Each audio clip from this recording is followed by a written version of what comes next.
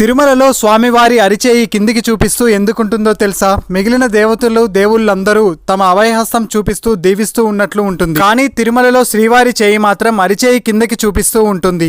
ఇది ఏమీ శిల్పి చెక్కడంలో తప్పేమీ కాదు. ఎందుకంటే స్వామివారు స్వయంభుగా తిరుమల కొండపై వెలిశారు. దీని వెనుక ఒక నిగూఢ అర్థం దాగి ఉంది. అదేంటో ఇప్పుడు చూద్దాం. స్వామివారి ఎడమి చేతిని కటివిలమిత హస్త లేదా కటిహస్త అని అంటారు. సంస్కృతంలో కటి అంటే అర్థం నడుము కింద నుండి తొడల మధ్యలో ఉన్న భాగాన్ని కటి అని అంటారు. ఈ యొక్క ఎడమ చేయి కటి స్థానాన్ని సూచిస్తుంది. మరి కుడి చేతిని వరదహస్త అని అంటారు. మన జీవిత కాలంలో పుట్టినప్పటి నుండి మరణించేంత వరకు అందరికీ కష్ట సుఖాలు తప్పవు. అది కోటీశ్వరుడైనా పేదవాడైనా. ఈ కుడి చేయి సూచించినట్లు ఎవరైనా వెంకటేశ్వర స్వామిని శరణు కోరితే ఎడమ చేయి చూపించినట్లు కఠిన స్థానాన్ని దాటి కష్టాలను రానివ్వరు. మన గ్రాంధిక భాషలో చెప్పాలంటే వెంకటేశ్వర స్వామిని శరణు కోరిన వాళ్ళకి భవసాగరం అనే నీళ్లని కఠిన స్థానం దాటి రానివ్వకుండా చేస్తారు ఈ కలియుగ దైవం. ఈ కథ మీకు నచ్చినట్లయితే గట్టిగా చెప్పండి గోవిందా.